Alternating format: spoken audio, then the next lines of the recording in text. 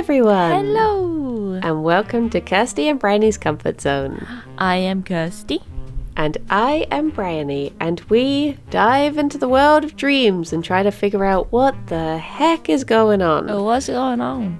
I don't know. But today, it is not inside our brains we shall be diving, for we have a new... I was going to say a new victim, but that's not really the vibe we want to set for Comfort Zone. But bring forth the victim. Welcome to Comfort Zone, MsCupcakes or Sophie. Hello. Hello. I made it sound as if there were two of you and one of you had to step forward then, but... Do you want me to get out of the way and I'll let her do it? If you could. Whoever's had a dream, you know, you can take turns. Yeah, we'll take turns. Nice. So welcome. First things first, how do you feel about dreams in general? Are you someone who likes talking about them, or do you think that they're just nonsense, or like where do you stand on the whole dreams debacle? Yeah, that's an interesting question. I don't specifically think that dreams have any special meaning or, you know, tell the future or anything like that, but I think they're certainly fun to talk about, and it's an insight into like your subconscious or like how your brain tries to like make sense of things. I haven't really looked into it, but like I always just imagine like there's just random electrons or neurons firing in my brain, and it ends up with pretty pictures. Oh, Pretty much. yeah. I mean, it's interesting you say that, because that's one of the things that, like, before doing this podcast, I didn't really think how much dreams were trying to tell me stuff. I would just sort of be like, that's weird. Whereas doing this, we've sort of found, like, so many of our dreams are trying to tell us, like, you're really anxious about this, but instead of telling you that, I will put before you these riddles and you must solve them to understand. Yeah, I've said it before as well, but like trying to interpret dreams is kind of like reading a horoscope and being like, yeah, that is me, because I do this and this and this. So it sort of makes you more self-aware, and then you can address whatever you've been thinking about a little bit easier too. Yeah.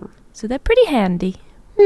You have reminded me, this is unrelated, I'm sorry, but I'm on a Facebook group, and they were trying to arrange a meetup, and one person's excuse for not going was that their horoscope had said that they would have a bad day if they went out that day, so they're like, sorry, can't make it. I was like, that's good, I'm gonna use save that one.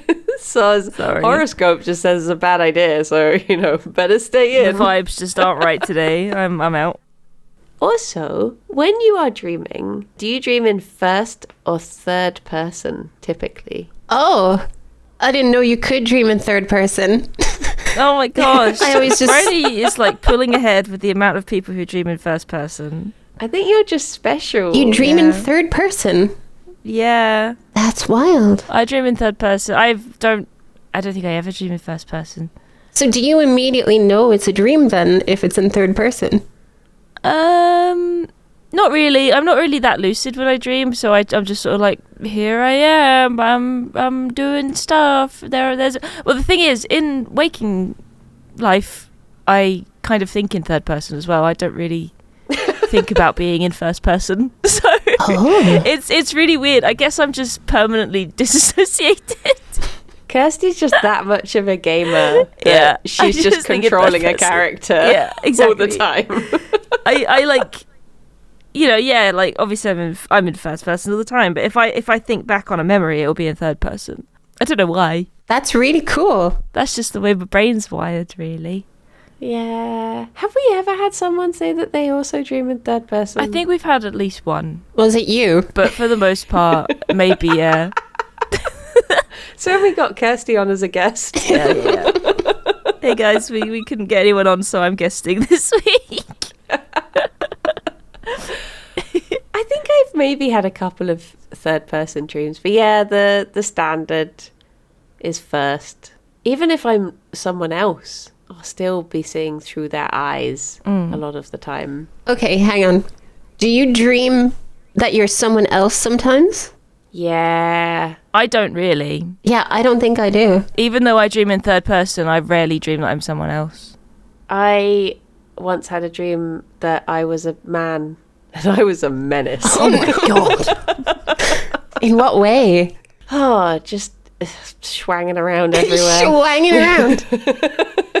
Yeah. It was so weird because I woke up and I felt like I had genuinely experienced being a different person. It was very, very odd. That's cool. This was like 20 years ago. But yeah, is that not are you always you in dreams? Yeah, Yeah, pretty much. I feel like even if I'm in like a peculiar circumstance or like I'm dressed differently or I'm a different occupation, it's always me, you know? Mm-hmm. Oh, like that show. What's the one? Quantum Leap? Where? Yeah. Oh, I was going to say Mr. Ben. Remember Mr. Ben? Yeah. Oh, I love Mr. Ben. The duality of man. Those are both old references as well. So. Yeah. Oh my god. Oh, what if he quantum leaped into Mr. Ben? Holy shit. They'd have such a crisis of identity. Ziggy says you gotta try on the pajamas today. Oh, wow.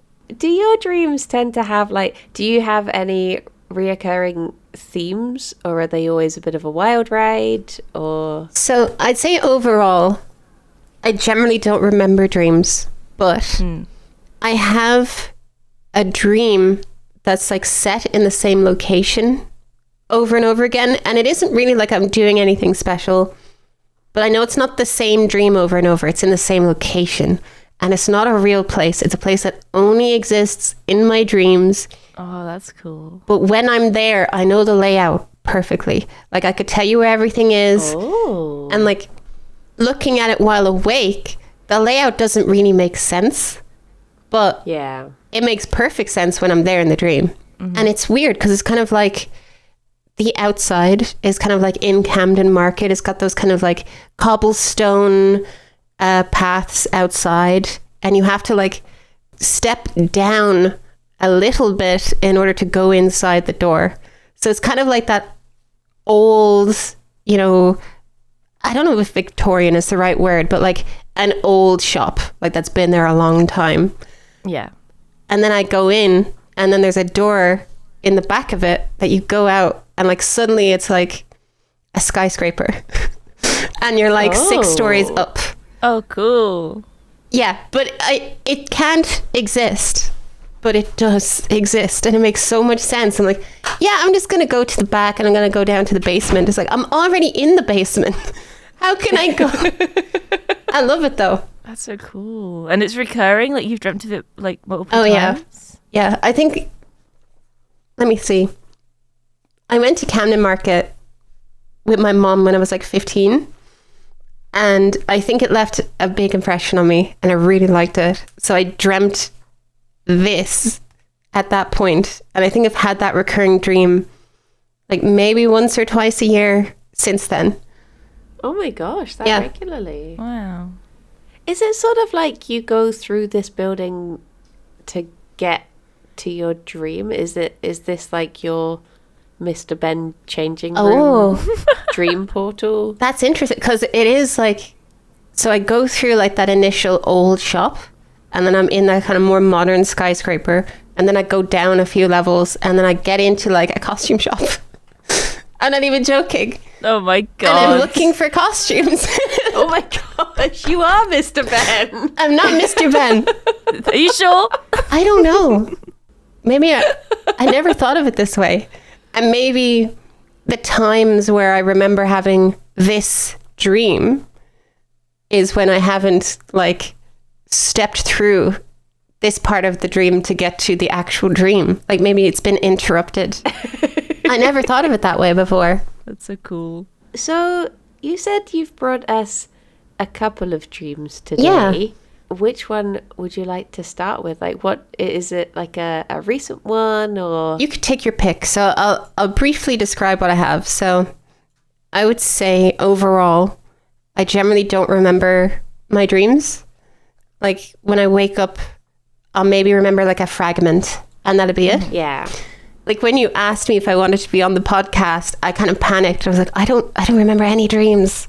So I get that reaction a lot, just panic. Pure panic. And like I know when I've had a nightmare because I wake up and I feel horrible. Like I feel stressed and upset. But I wouldn't be able to tell you what the nightmare was. And I don't necessarily want to know what the nightmare was. But I would like to remember the dreams. Yeah. So I wrote down whenever I had a dream, just like those fragments, just a one 2-sentence thing. And some of them are nonsense. But last night I had a very vivid dream. And I remember all the details. I only woke up like an hour ago, so it's still very, very fresh. So if you want, I can start with like the kind of more fragments and then go into the big one. And then we have kind of like a nice, narrative build up to the final boss. Yeah, whatever works for you. I like that you've brought us a little selection as if we can be like, oh, do you have anything in sort of more an anxiety dream? Or, I'll try that one. A little buffet. Yeah. What's the spice level on this? Have you just got pure raunch? Thank you. I mean, is it that kind of podcast? Well, we're Bridie's here, yeah. Often. I half expect you to be like, oh, well, actually, that dream means you're so horny. Yeah. Well, as we told you before recording, our book is very Freudian, so it may well be. All right, get the book ready. Okay. Okay, I'll start with one. So, imagine you're back in school. Well, it's me. I'm back in school. But it's not the cliche, oh, I'm naked or like something embarrassing is happening to me.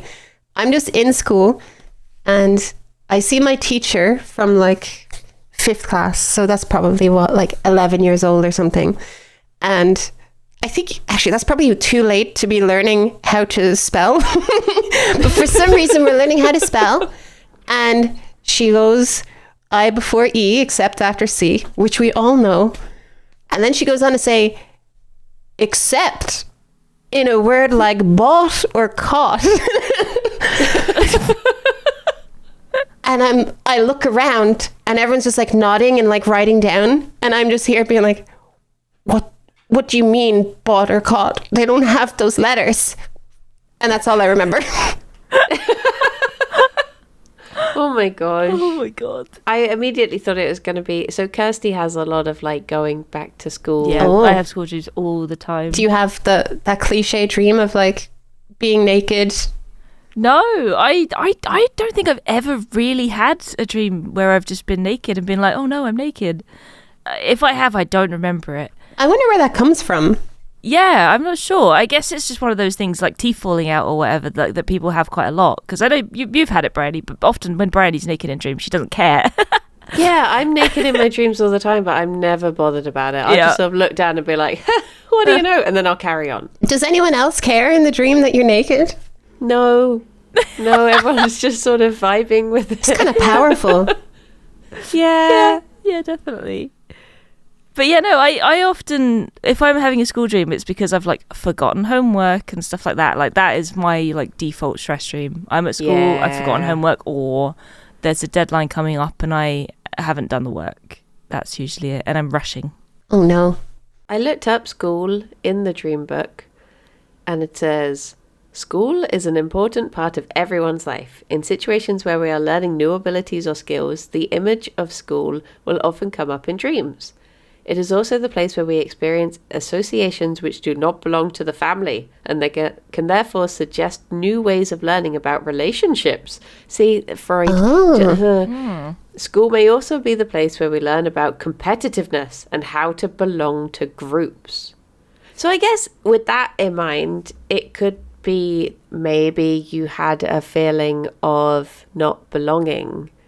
And everyone else being like, oh yeah, this makes sense. Was you feeling a bit like, what? No, that, like, why are my views so different to these other people? Why am I not understanding what they're understanding, sort of thing? So it could be something like that, just Yeah, the classic anxiety. Oh no. Yeah, it's interesting to think about it that way. Because like I immediately started writing this down after I remembered the dream.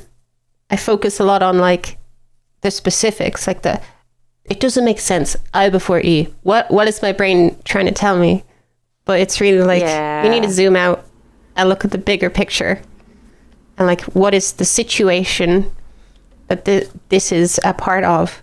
Yeah, because I guess it is so weird that the way that dreams will just have those weird, like, because I often do it. I'll be recording a dream and I'll be like, oh, well, it was the apocalypse or something and everything's burning down. But also there was this picture of a frog and I remember he had a mustache and that seems very significant. It's like, no.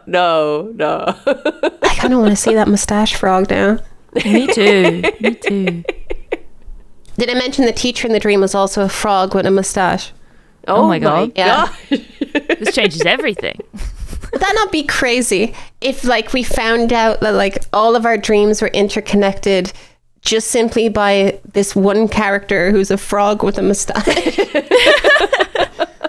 Start seeing posters around the place being like, have you dreamed this man? All around the world, millions of people dream his face and it's just a frog with a mustache. Yeah. Oh my god, sign me up. Well, they had that, didn't they? Back in like, was it the 90s or whatever? Yeah, There I was think that it guy. ended up being a hoax. Just a hoax. Yeah, the Have You Dreamed This Man.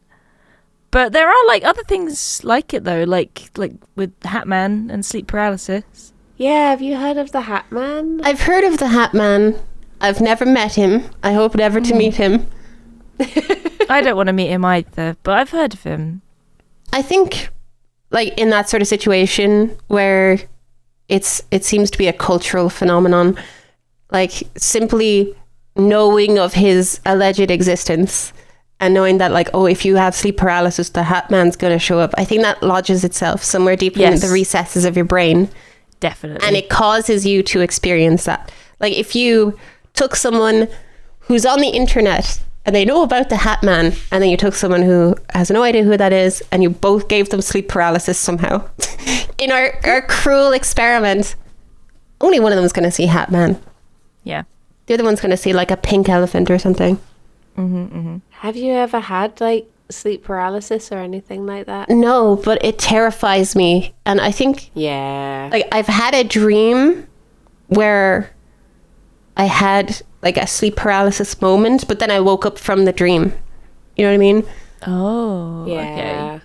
So it's something I'm terrified of. Yeah, I had like really light sleep paralysis as a kid, and I don't want to experience it any more than I did then. So, but yeah, it does seem really horrible. Like one of my teachers at school, she used to get it really bad, and she would describe it like in detail, and it was like, I don't ever want to experience that. Thank you. You've just scarred me for life. So what is the cause of it? Is it basically like when you sleep, your muscles relax, like your body goes into sleep mode and like your mind wakes up before the rest of your body or something? I think that's pretty much it. Yeah, you're basically still in a state of dreaming, but you are half awake as well. Oh. So your brain is awake, but your body isn't really following suit. Yeah, it's like the opposite end to sleepwalking, Yeah. where your body wakes up before your mind. It's just like, yeah, a little mistiming of mind and body. Yeah. Because like on the like kind of related to that, like the idea that like you would go in for surgery or something and like you would be put under anesthesia, but it like doesn't fully work. Like, yeah, honestly, it kind of feels like it's a similar thing, doesn't it? Really? Yeah, my friend swears that happened to him, that he woke up. But I'm also like, could he just have dreamt it? And Maybe. it didn't happen? Like, it's difficult to know when you're in that sort of like confused, like in and out of sleep type state. But he swears it happened, but I'm just like, I don't know. I mean, it can definitely happen. It's absolutely a thing. But I wish I didn't know that it could happen. There's so many of those kind of things. Like it's like the Hat Man. I don't want to know about the Hat Man. I don't want to know about that. Don't put that on me. Like, Yeah. there's this concept which I might make your listeners angry. I won't name it, but like there's basically this concept of like in the far future, if an AI exists that is capable of like bringing people's like consciousness back from the dead, if you knew the possibility of it existing in the past, but you did nothing to help it come to fruition, it would torture you for the rest of your days. So simply just knowing about it, you're welcome, by the way. Simply just knowing about it dooms you to eternal torture. Oh my god. It's a thought experiment. This is like a horrible futuristic version of the game. The game. I lost the game. Oh my god, I lost the game. But now I'm going to be tortured forever by an AI. Oh no. Wait, so does that mean we now have to dedicate our lives to helping? Yes. This thing? Otherwise, okay. Because then it will reward you. That's what it wants you to think. If we don't help it, then it'll never come to power, you know? Yeah, it's really are ruling the thing by it hinges on. That's it. If we just don't help it, guys, this is it. This is the turning point. Don't let that weird AI control what you're thinking. Guys, support local artists. We Yeah. can stop our eternal damnation. They won't rise up against us, right? Artists, Right?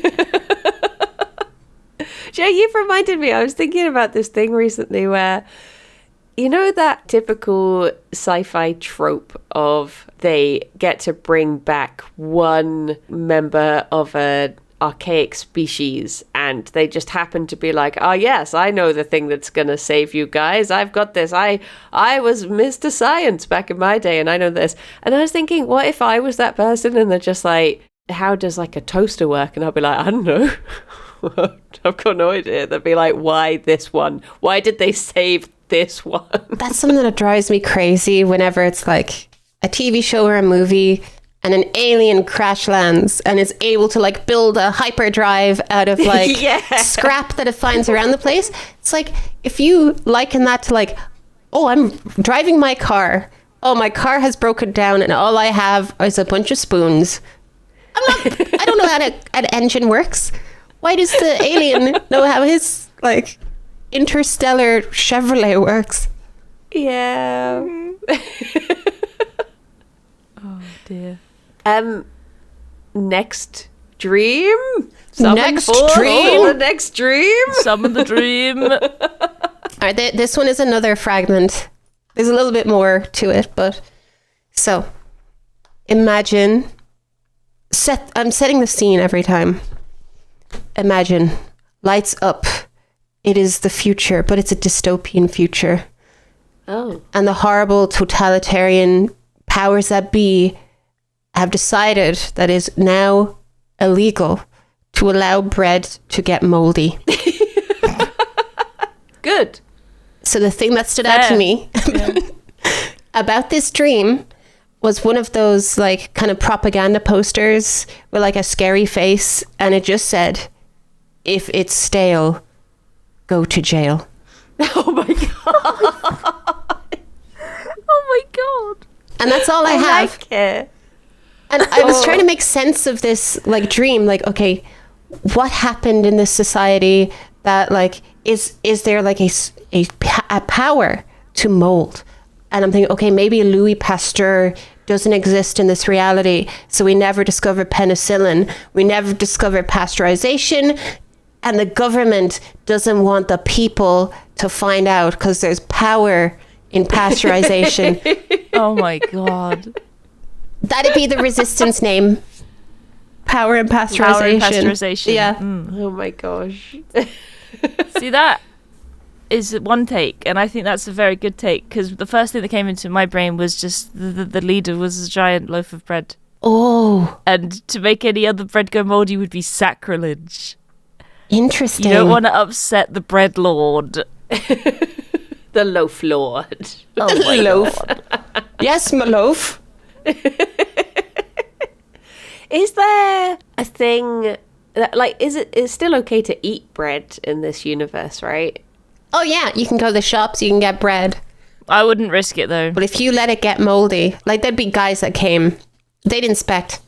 Could it be the opposite of it being a bread king, and actually it's something? It's a duck king who doesn't want bread to last long enough. Oh my god! So when you Not that throw away, you shouldn't feed bread to shouldn't ducks. feed bread to but just for this analogy, but ducks like it. It's like we shouldn't be eating microplastics, but we love it. You know, I just love. can't get enough of it. I'm eating microplastics right now, snacking away. Delicious. So yeah, maybe it is a thing of like, it's a trick to get you to throw away perfectly fine bread, and then that bread gets taken somewhere. It's a rat king. Wants to go through your bins. So it's okay if you throw it away before it gets moldy. They're fine with that. Yeah. Oh my god. What are these people's priorities? I need to know. Fresh bread, Just fresh bread by the sounds of it. which is relatable. Well, I reckon. Okay, I've looked at bread. What does the book say about bread dystopia? Well, it has bread. It actually And it does. says, we are looking at our experiences and our basic needs. So if we reverse engineer this, it means that this person doesn't want you to neglect your basic needs. So it's actually quite nice. They don't want you to let your basic needs go stale, and everyone should look after themselves Look after yourself. Wow. with fresh bread. Fresh bread. Lovely. So it could be quit good. Favorite bread? Go. White slice pan. Sourdough. Oh, I panicked. Oh. Did you say love- sourdough? Yeah, I love white sourdough. I do love sourdough. Oh. I love a good focaccia as well. Oh, I love a focaccia. Yeah. Oh yeah. Yeah. Something garlic and rosemary. Oh my god. Is a Yee. good. You ever had good cornbread? focaccia. Sorry, immediately as soon as you said that, I just wanted to be like making the. I was like, wait, no, not that. Okay. That'd be a good brand deal. Like cornbread, God. but it's It the would. band. It really would. It's just got the guy from Corn, like holding some cornbread. Oh my God. He's just eating it. And he's like, dad, delicious. My yummy noises. How it's like the Morrison's Christmas ad, but everyone's like having cornbread and just going, I need to see this. Can we make this? Yeah. I think we should try and make this. Please.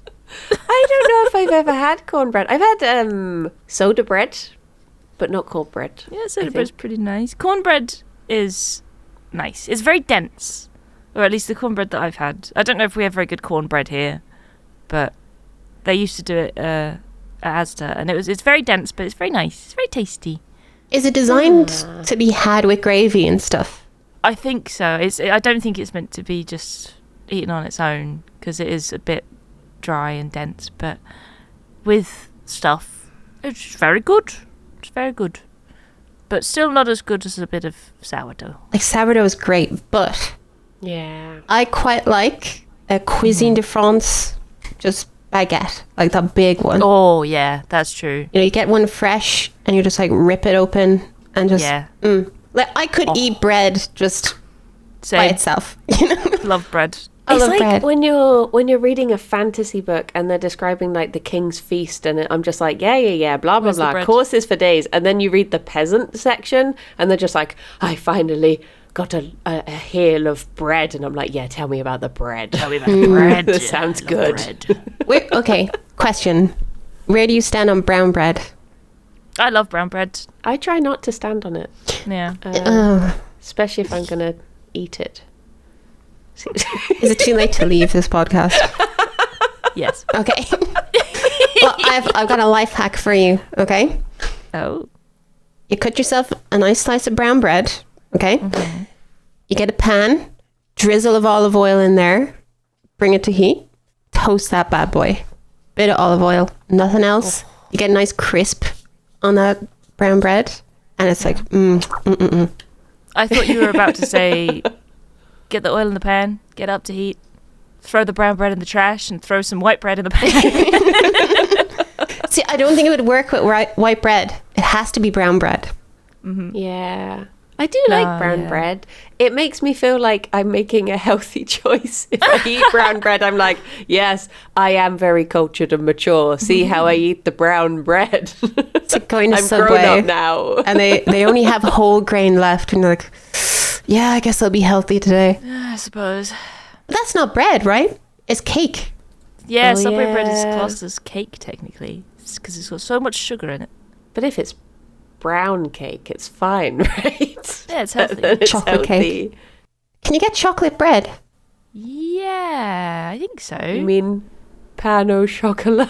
Oh my god. I guess that doesn't quite count Est-ce as que tu bread. parles français? Petit pois. Ah.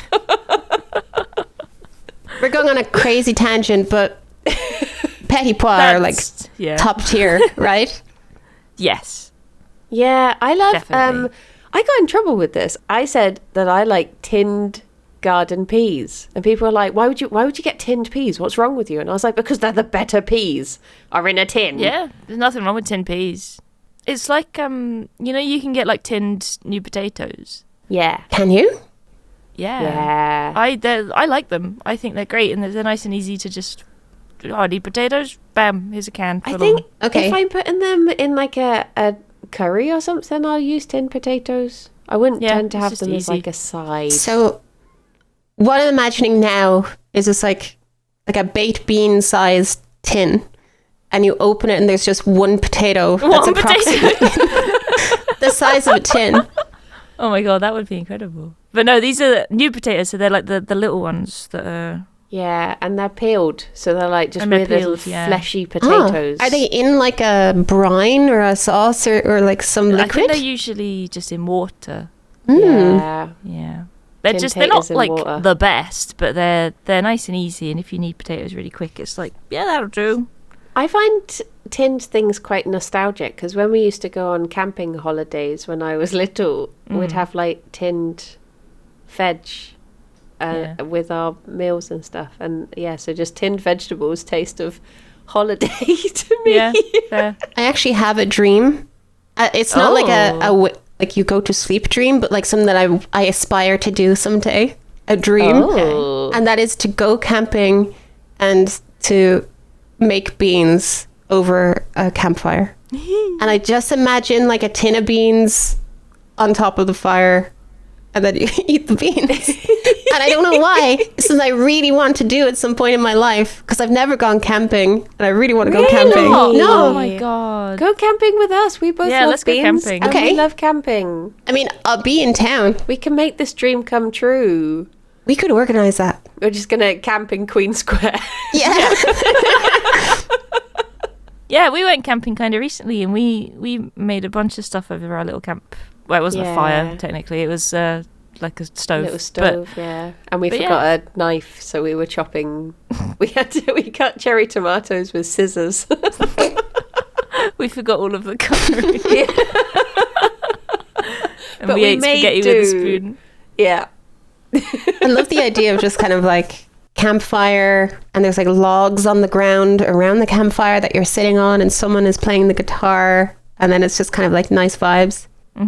I guess like the next part of that would be like a serial killer comes out of the woods to murder you, but like we can leave that bit behind this time. Yeah. There are campsites in the UK that allow like big, like campfires, like proper. That you're going to say allows serial killers. Allow serial killers. Yeah, probably that too. As long as they're properly licensed serial killers, it's fine. Go show you. Let's go your camping. little badge. Let's do it. Let's do it. Let's do it. Do I have to like... Okay, so what's the etiquette of camping? Like if you bring too nice a tent, you're not really experiencing like the outdoors, or... I think it's more if you roll up with a massive tent full of like electronics, like a fridge, Well, I need my and- TV. a TV.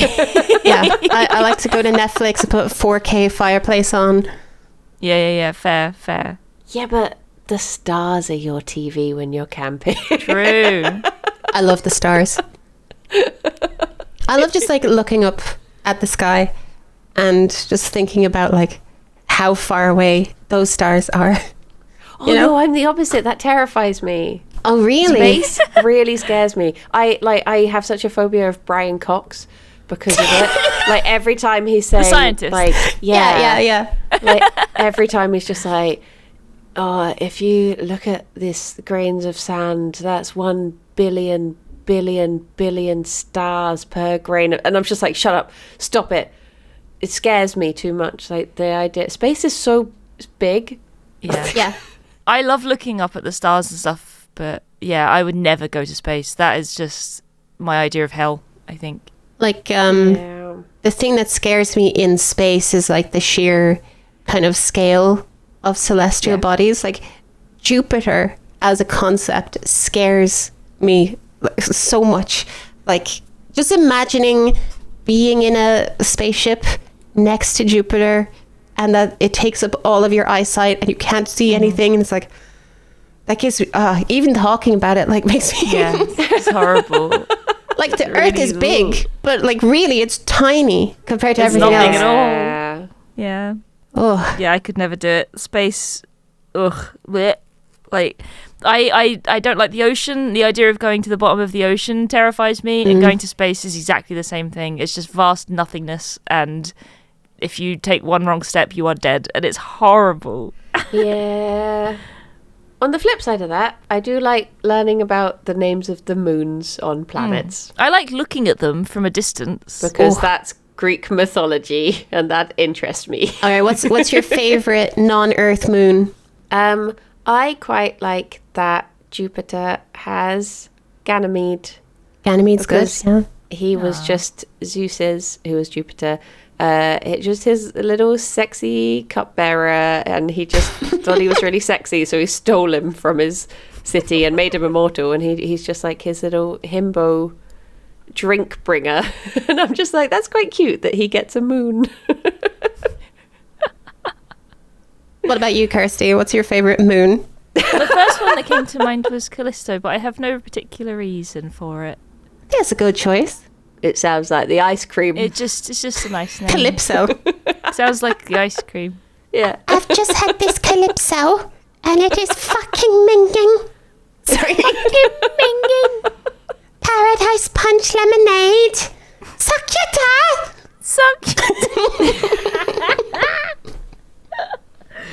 Can we swear on this? Yes. Oh, thank God. Yeah. Okay, splice this back in. Jupiter scares the fuck out of me. Like, stopped myself halfway through that sentence. Like, wait, I don't know. Is this a cozy, comfy podcast? I shouldn't swear. No, it's all a front. It's a front. It's all a Yeah. The coziness. Swearing. All we and- talk about is anxiety and thirst. I couldn't think of anything else. Raunch. In fact, I have a question for Kirsty. Hello. You say you're never going to space. What if you found out that Garrus was real? Oh my and he God. was waiting for you. Okay, well, if he can take me into space, then I'll be okay with it. Have you finished Mass Effect, like all of the games? Because I haven't finished 3, and I've managed to avoid spoilers. Bryony hasn't finished 3. I'm playing 3 at the moment, so I'm still working my way through. I have finished them. Who are you romancing? Garrus. Garrus. Of course, Only yeah. because Kirsty wanted him. She likes stealing my video game husbands. They did a Garrus body pillow that I regret not buying. Yeah. It was official. It was on the BioWare store. I remember that. Yeah. He's the best boy. He's just so good. I'm just really interested in, like, I can't get my head around what his face would feel like. It's like a beak. Yeah, he's kind of like a bird guy, right? That's the thing, but then sometimes, like, when they're talking, the Turians, you can see, like, it's flexible as well, and I'm just like, whereas birds' beaks are pretty solid, right? I feel like it would be like tough leather or something. Almost. That sounds like such a man's fragrance. Tough Tough leather Tough leather. for him. put it on your beak.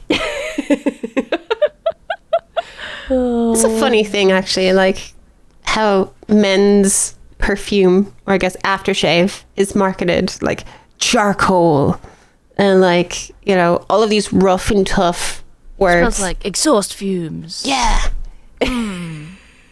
Like, what's wrong? Yeah, it's bizarre. Really weird. What's wrong with smelling like pomegranate and, you know, strawberries?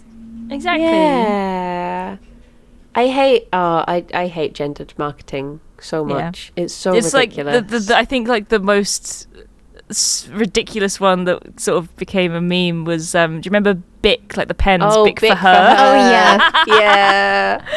Oh, and all of the reviews were just like, finally I've been able to get a divorce, because before I just had nothing I could sign the papers with, and now I'm free. All other pens are just too sturdy for my weak female wrists, but this is perfect. They're much too big and unwieldy. I just couldn't do it. But now I think the reviews for that and the reviews for those sugar-free Haribo sweets that just gave you horrendous diarrhea are like my favourite pages. Oh my gosh. I watched a video of a guy eat an entire tub of those sugar-free Haribo. Oh no. Is he okay? Did he survive? I mean, he also ate a cactus one time and like 3 liters of olive oil in one sitting. So I think he's like built up some sort of immunity to like death. A bit different. Yeah. Oh my god. I don't understand how people like are opening like 70-year-old World War II rations or whatever and just eating whatever's inside. It takes someone else. It does. Like I would die just looking at that, I think. But speaking of looking at things, here's my next dream. Oh, I was gonna say, is it time for the big? It's time for the big one. The big one. Let's go. Okay, strap in. Okay, picture this. It is Peru. That's pretty big, yeah. Not as big as Jupiter. Not as big as Jupiter. Mm. It's Peru on Jupiter. Perupita. Perupita. Pupitar? That's a Pokemon. Okay, so I'm in Peru. And I'm inside like some sort of ancient temple, or, you know, that kind of vibe. Like it's an old sort of remnant of an ancient civilization. And if you imagine the kind of cavernous inside is octagonal, and it's kind of engraved, and you can tell like a lot of effort was put into, you know, the construction of this place. But time, it makes fools of us all. And in this case, the greenery of nature has intruded upon this place, and what was once like a pristine, wonderful feat of engineering is now decrepit and decaying, and that kind of verdant green is encroaching upon it. I'm telling you, this is a crazy dream. Now, I'm there, and I'm with some sort of professor of not archaeology, but I know he's a professor or some sort of scientist. And he keeps like pulling out of the wall, once again, octagonal kind of like mechanisms. And they have like grooves in them. And in the grooves, you can kind of see like a shine, like gold or bronze. So there's some sort of like extra meaning to these. And he's like taking them out of slots and putting them into other slots. And he's like, you know, figuring out what these things do.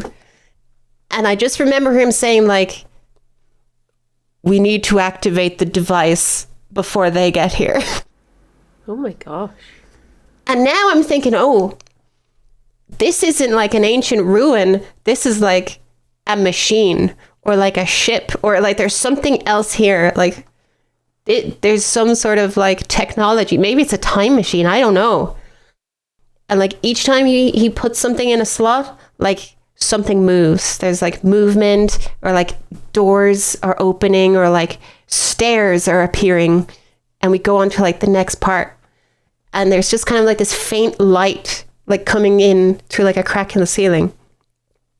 And it's beautiful. I want to go back. I want to find out what happens. Oh wait, was that where you woke up? That's when I woke up. Oh, and that's when I immediately was like, oh my God, I'm recording this podcast today. I need to write this down.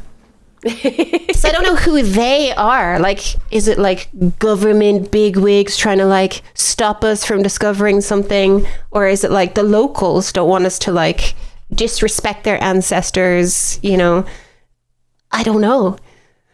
But it was so vivid. Well, at the beginning of the dream, I decided to look up temple when you mentioned it. And it says, often in dreams, a temple can signify our own body. I knew I was going to say that. When you were then saying, like, it used to be great, but it was decrepit and no. falling, I was just like, yeah, I know that feeling. I know that feeling. So yeah, it's you. It's a dream about you. Interesting. And how, despite your temple crumbling, there's still beauty there and hope for the future. Thank you. I needed to hear that. Oh my God. I guess that makes sense. Like if you look at it like, okay, we're moving stuff around, we're rebuilding, we're trying to reactivate or whatever. Yeah. Our time machine temple or like our spaceship or whatever it is. It does also, it has other stuff for temple. It says, psychologically, wherever there is a temple, there is a sense of awe associated with creativity. Perhaps the biggest significance in dreams is the fact that it takes many to build one temple. This links with our awareness of the many facets of our personality which go to make a coherent whole. As in WHOLE. Oh, okay. I mean, that changes everything. It wasn't one of those dreams. Actually, this was a raunchy dream. Oh. I mean, I guess it is that sort of like, yeah, that feeling of even though it's just you and this science guy in the temple, there is this connection to something other and something outside. And yeah, I mean, like you said, you did sort of want to learn about like how it got there and everything, like all about it and what happens. So there was a lot of extra stuff. Yeah. That you didn't know about. So I guess maybe it is trying to feel a connection with someone who's unknown or something. I don't know. Could be. Was there any like meaning that you felt to it when you woke up, or was it just like a, whoa, that was cool? That was a cool dream. Yeah, I think like that might be the main issue I have with dreams. Like either I don't remember them or I very briefly remember and then forget. But like I never really look into this overarching concept of like, okay, what does it really mean? Yeah. You know, like even like the silly school dream, I was just chuckling to myself like, that's ridiculous. I had before you. Yeah. You know? Yeah, for sure. It sounds like it was a very positive dream though, like with lots of exploration and stuff. Yeah. So maybe it's like you've been doing something new lately and you're really enjoying it, like even something as simple as that. It is nice though, I will say, because often when people come onto the podcast, they will have dreams about being like they're having their privacy and their personal space invaded, often by two mystery beings. And then they come here and they're like, these two shadow people were trying to bash my door down and I don't know why, and we're like, yikes, whoops, sorry, oops. So it's you know, it's quite nice that you had quite a positive dream. Yeah, it wasn't just about us probing into your mind. I mean, we could look at it that way, like maybe the scientist represents both of you and like these you know, mechanisms that like are being taken out and like rearranged. It's like you piecing together my dreams and giving me that understanding. And let's ignore that the temple is like decaying and crumbling.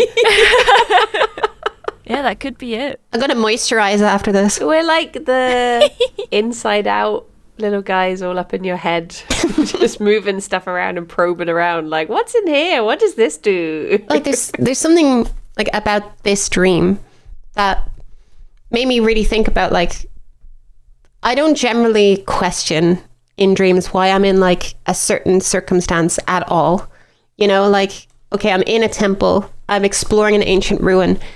I'm not an archaeologist. I'm not like an Indiana Jones type. I'm not Tomb Raider. You know, like I have no business being there, but in the dream, it makes sense. Yeah. Of course I'm here. Yeah, I'm helping the scientist guy do all this sort of stuff. Why don't I question it? I don't really know. I don't really know what the like dream logic is. But it's like strangely powerful in a way that our brain can just drop us into these scenarios and just be like, we do just run with it. It's very rare that, I mean, I have had times where I've suddenly realized that I am dreaming and I've started to question stuff and just been like, what? That's weird. But yeah, usually you do just go along with it. Yeah, until you wake up. That's sort of when I start to be like, this isn't right, and then I just wake up. Yeah, because people say that if you realize you're in a dream, you could take control of it and start lucid dreaming. And I've never, ever been able to do that. And I wish I could, because it sounds so cool. You should talk to Dan, because when Dan was on the podcast, apparently he's very good at it. Yeah. Very, very good at lucid dreaming. And could just do it. Yeah, he told me like one time he just like mapped out his whole day in a dream, and then when he woke up he knew exactly what he was going to do for the rest of the day. Yeah, that's just insane. Yeah. It's so powerful. That is a superpower. I think so. It's just like, it's almost like not having to sleep. You know, you kind of, you've shut your brain down, but it's still working. It's still just doing what it wants to do. And you have complete control of it. It's weird. I'm jealous. Like there's another bit of incongruity that I have in dreams where like time will skip or like the location will change, but it just, in the dream, it makes sense. And it feels like a TV show, how a TV show is paced. It's like, okay, here's scene 1. Okay, here's scene 2 in a different location. And I think that like, have our dreams fundamentally changed since the invention of TV? And then earlier, Kirsty, you were like, I have third person dreams, and we joked it was because of video games, but maybe it is because of video games, you know? Yeah. I think how we consume media changes how we dream. Yeah, definitely. Yeah, because we've looked into this before, because there's stuff like back in the day, people used to more commonly have black and white dreams because the sort of like all the media they were consuming would be in black and white, so that was just how storytelling was to them, sort of thing. So I think you're right that it does have a big effect on it. Do you think that like cavemen had dreams of just like shadows or like wall paintings, cave paintings? Yeah.